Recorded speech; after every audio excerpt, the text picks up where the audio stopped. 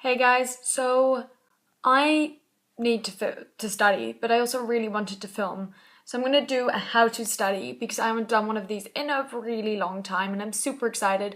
And yes, there are many other ways to do a how to study and I'll probably do more different types, whatever, but this is how I'm going to study for my science test, which is tomorrow. I've also got like an English essay, history assessment, a whole bunch of things. And yeah, this is what I'm going to show you guys today, maybe another time some other things.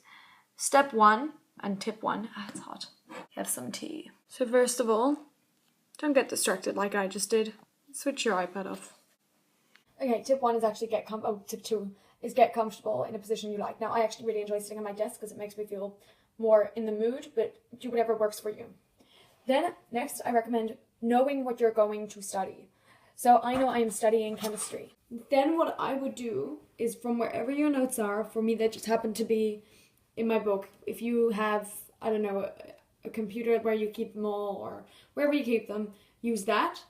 And I would literally go back to the very beginning of the topic and read over all your notes. Every single thing.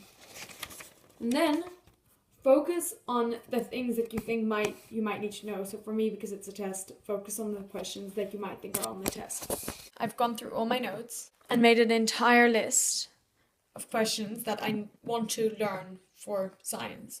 Then I recommend you move this out of the way. Get your questions, which you've written,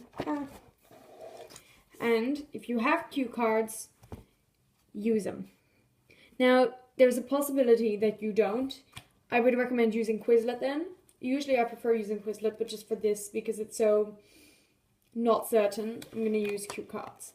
Now, if you're like me and you think using blue or black pen is not enough, grab a whole bunch of colors. Hell yeah. So now what I'm going to do, and what you should do too, if you want, is I'm going to write stuff to learn from science. So here, all the way at the top, is my X, A, and Z. So I will draw that. I will write what are A and Z, and then on the back, I will have the answers. Let's go. If you're like me and you feel the need to order out your colors before you start working with them, oh, I've left these two out, go ahead. I'm not going to stop you. And then get straight to work. So if I were you, I would go through my notes, which I've got here, and literally write down the question. So here I've got an X, got an A and a Z, and then it's asking me what are A and Z, so I'll put that in the corner. Then if you are absolutely certain that you know the answer without having to look in your book, go ahead, but because I'm not, I would prefer to do it like this. And then you put it aside, and once you finish making all of them, we will go on with discussing.